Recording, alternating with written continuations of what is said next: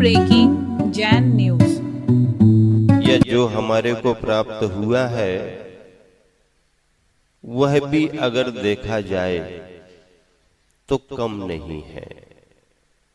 वैसे देखा जाए तो समुद्र में से जल की एक बूंद है, पर वह जल की एक बूंद भी हमारे क्षयोपशम और क्षमता के अनुसार हमारे लिए वो एक बूंद भी समुद्र के बराबर ही है।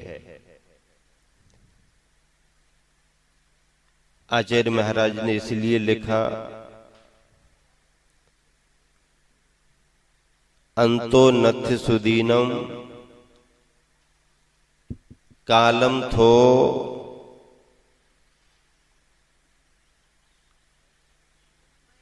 वयम च दुमेहा तन्निवर सिखी अब्बम जम जर मरणम खयम कुनई। श्रुत में अवगाहन करें, कितना भी लंबा काल बीत जाए उसका पार नहीं है। पारो नथि सुदीनम, अंतो नथि सुदीनम।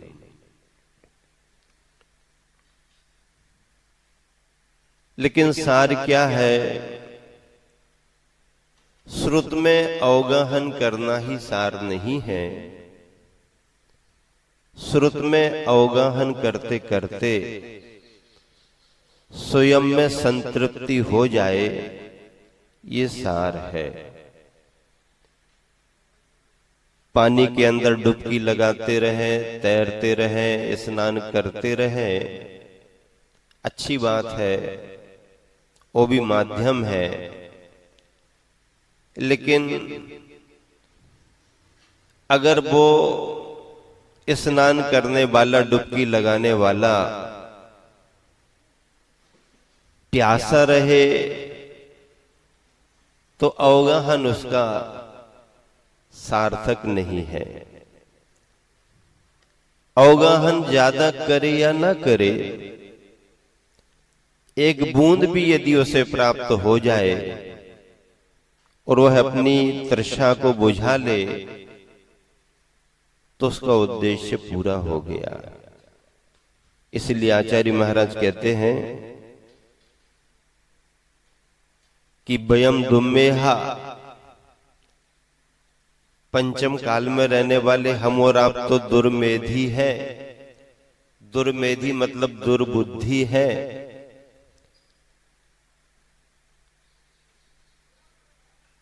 अब क्या करें, समय थोड़ा सा है, श्रुत का कोई पार नहीं है, हम दुर्बुद्धि हैं। अब ऐसे समय में करें क्या? तन्निवर सिखी अब्बम जम जर मरणम खयम कुनई। ऐसा कोई कार्य करें जिससे जन्म, जरा और मरण का विनाश हो जाए।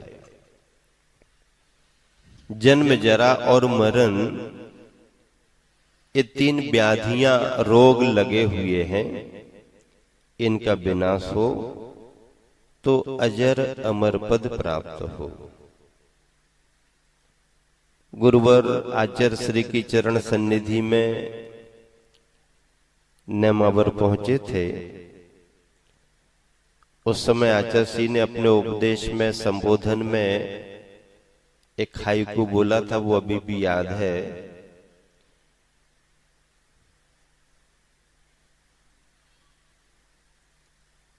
जरा ना चाहूं। जरा ना चाहूं का मतलब वैसे तो जरा बुढ़ापे को कहते हैं, पर हिंदी में, बुंदेलखंडी में जरा मतलब थोड़ा सा। जरा ना चाहूं, थोड़ा सा ना चाहूं, तो इसका मतलब क्या है? बहुत कुछ चाहूं, हाँ बहुत कुछ। जरा ना चाहूं, अजरामर बनूं, अजर अमर बनूं। जरा नहीं चाहिए, चाहिए तो ऐसा चाहिए कि अजर अमर बनूं। जरा ना चाहूं, अजरामर बनूं, नजर चाहूं। क्या चाहूं? नजर चाहूं। ये हाइकू भी आचार्य श्री ने इसलिए सुनाया था कि मैंने अपने संबोधन में, प्रवचन में ये बात रखी कि गुरुवर से कुछ मांगने की जरूरत नहीं पड़ती, गुरुवर से कुछ आग्रह करने की भी जरूरत नहीं पड़ती।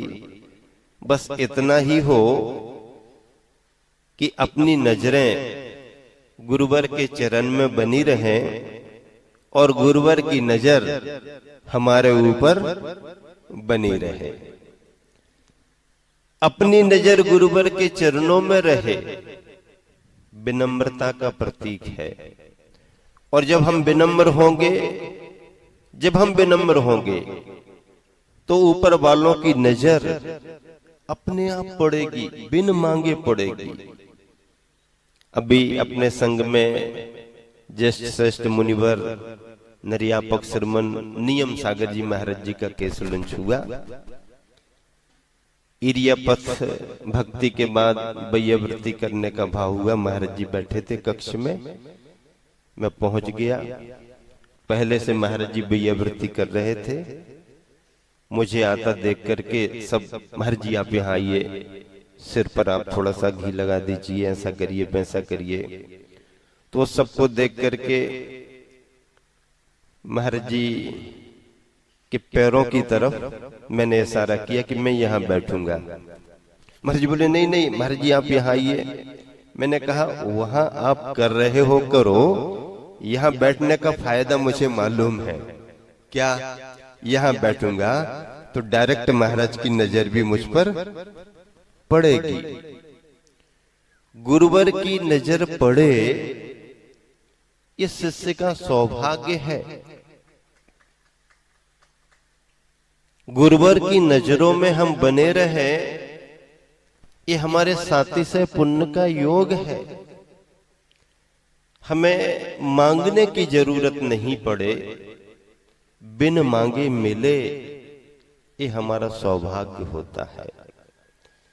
गुरुवर आचार्य श्री ने अपने जीवन काल में गुरुवर ज्ञान सागर जी से कुछ मांगा नहीं, कुछ नहीं मांगा, पर उन्हें सब कुछ मिला।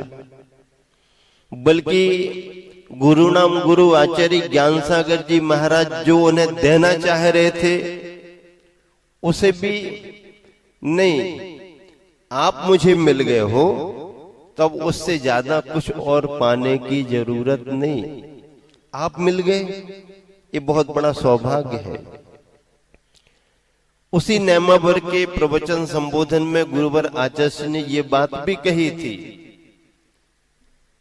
कि हमारे गुरुवर ज्ञान सागर जी भले बहुत दूर हैं, ये बाहर से दूर हैं, लेकिन अंदर से दूर नहीं है। अंदर से तो हमारे अंदर ही है, बहुत निकट है। फिर गुरुवर ने ये भी कहा कि अब जब एक बार बैठ गए हैं हमारे हृदय में वो, तो अब कहीं निकल करके जा भी नहीं सकते। उन्होंने पूरे विश्वास से ये भी कहा था कि वो इसलिए भी नहीं जा सकते हैं क्योंकि वो आकर के बैठे नहीं, मैंने ही उन्हें अपने अंदर बिठाला है। जब मैंने बिठाला है तो मुझसे पूछे बगैर वो जा भी नहीं सकते हैं। गुरुवर की ये भक्ति और निष्ठा देख करके हम सबको ये लगता है कि हमारे गुरुवर इतने महान होकर के भी जब अपने गुरु के प्रति इतनी लघुता रखते थे, तो हमारे जीवन में भी अपने गुरु के प्रति यही लघुता होनी चाहिए।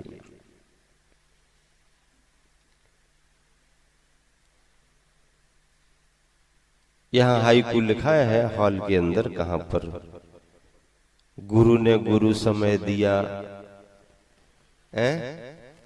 लघु बनने। अगर गुरु ने गुरु समय दिया, गुरु ने बहुत समय दिया है, तो बहुत समय किसके लिए दिया? बड़े बनने के लिए, भारी बनने के लिए नहीं, भारी बनने के लिए नहीं, बड़े बनने के लिए नहीं।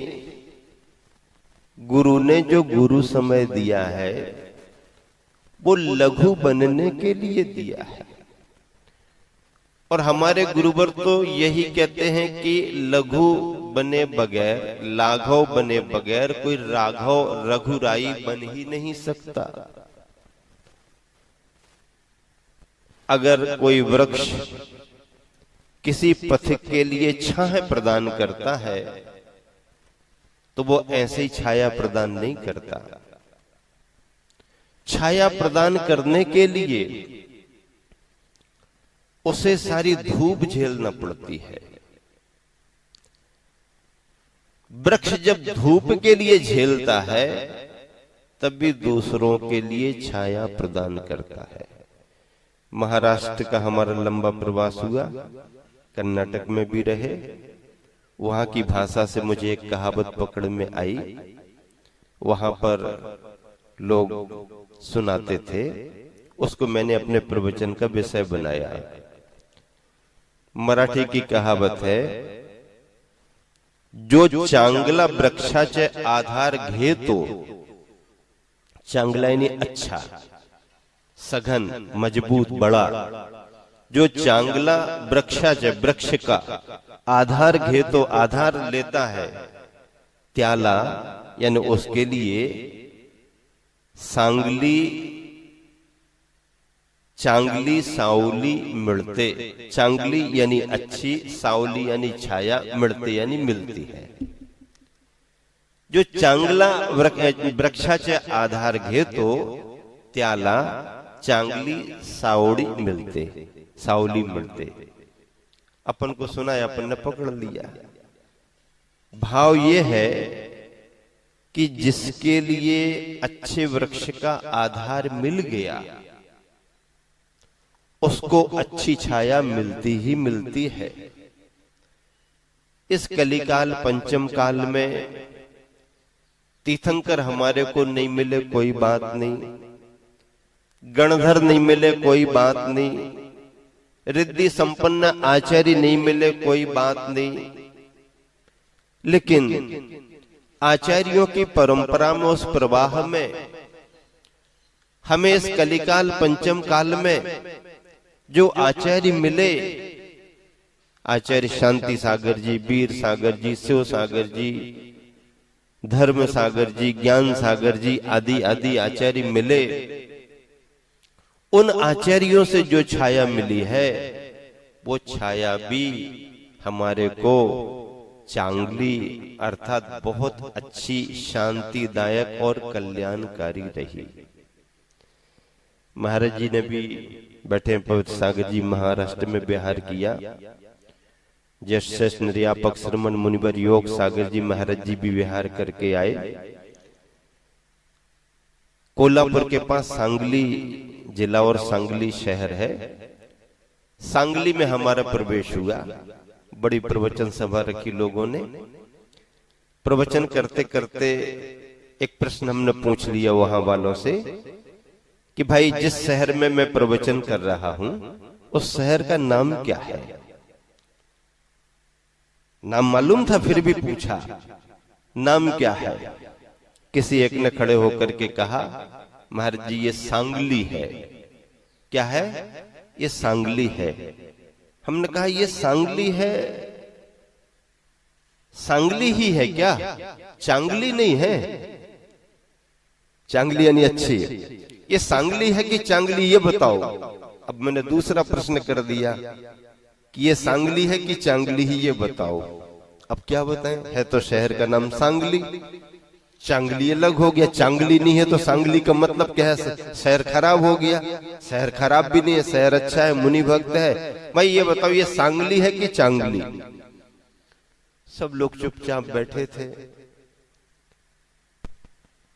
एक पढ़ी लिखी बालिका खड़ी हुई और खड़े होकर के कहा महाराज जी आप जैसे महाराज जी रहते हैं, मुनि संग रहता है, तो ये सांगली चांगली रहती है, और आप सब चले जाते तो फिर ये सांगली रह जाती है। मतलब ये है कि मुनि संग का प्रवास, मुनि संग का सानिध्य, आचार्यों की परंपरा अगर है तो कलिकाल भी हो, पंचम काल भी हो, कोई फर्क नहीं पड़ता है। पंचम काल के अंत समय तक भी फर्क नहीं पड़ेगा। क्यों? क्योंकि चतुर्विध संग रहेगा।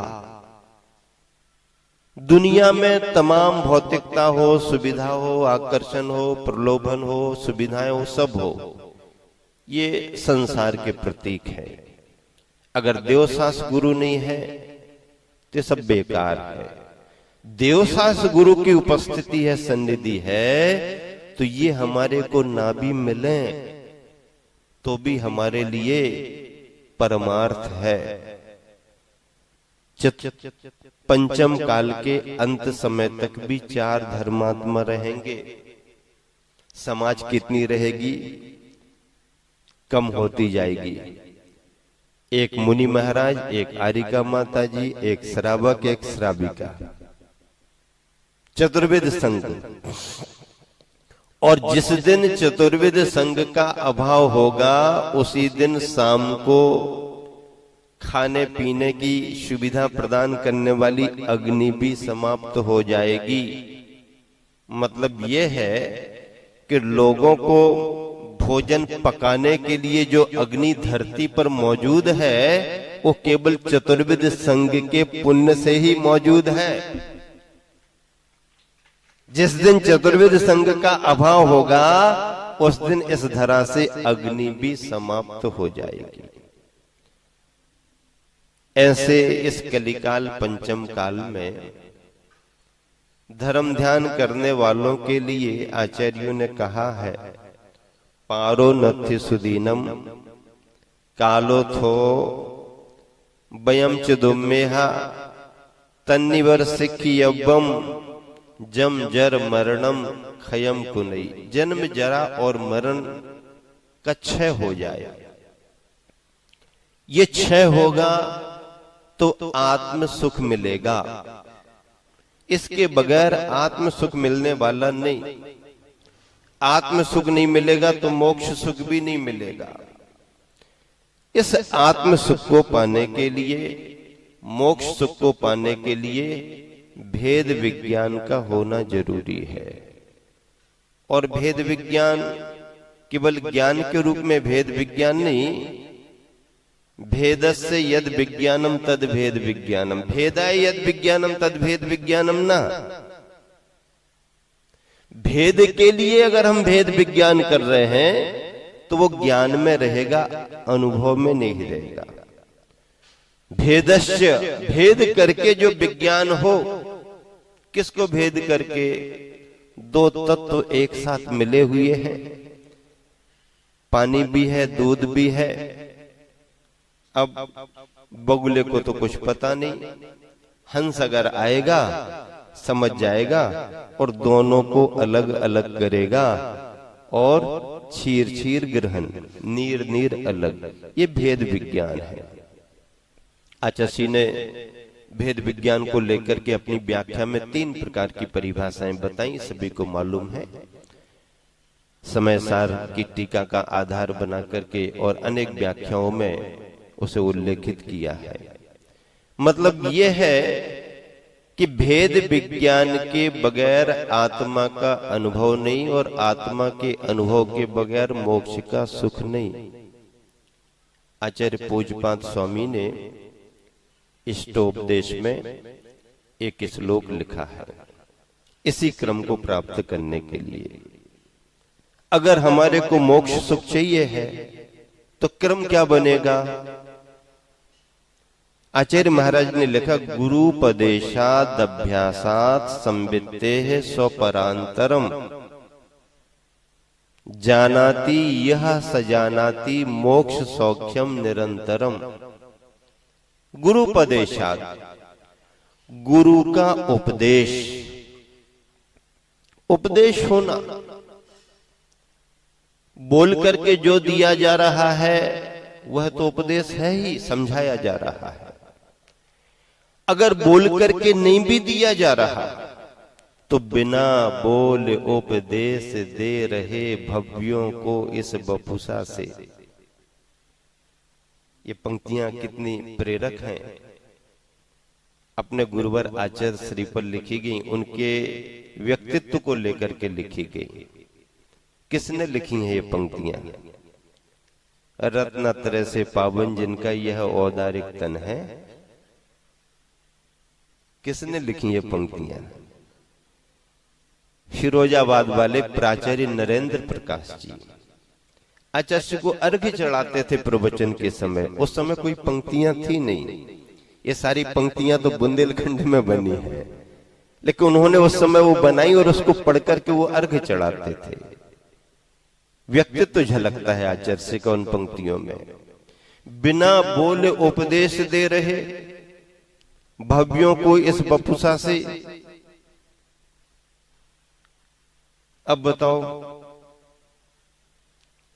रत्नत्रय से पावन जिनका यह औदारिक तन, ये पंक्तियां अलग हैं, और ये बिना बोले उपदेश दे रहे ये पंक्तियां अलग हैं। ये बुंदेलखंड की बनाई हुई है,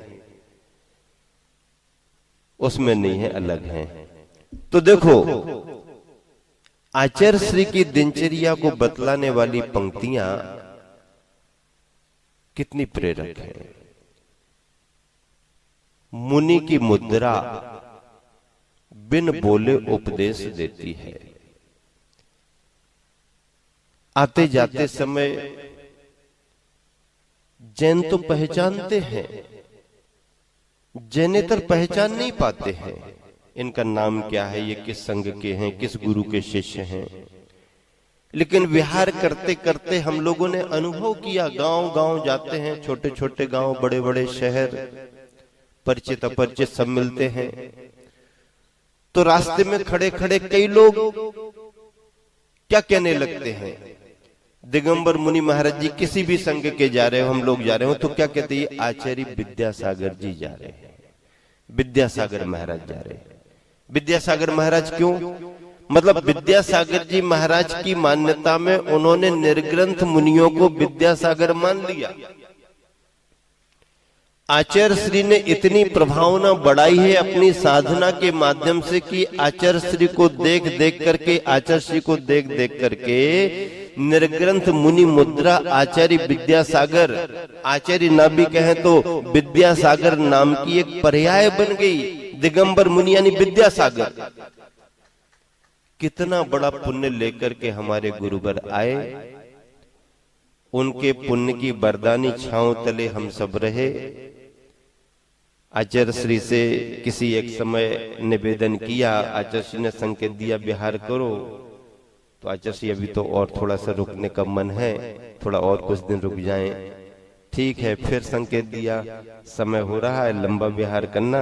आचार्य श्री और मन है, अरे मन ही नहीं भरता तुम लोगों का, कितना रहोगे, कितने वर्षों से तो तुम लोग साथ में हो। आचार्य श्री मन बहुत होता है।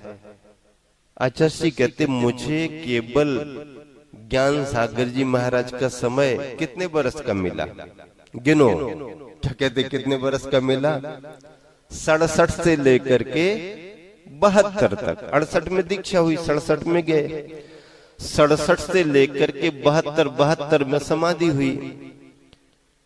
6 साल का समय, 5-6 साल में क्या मिला?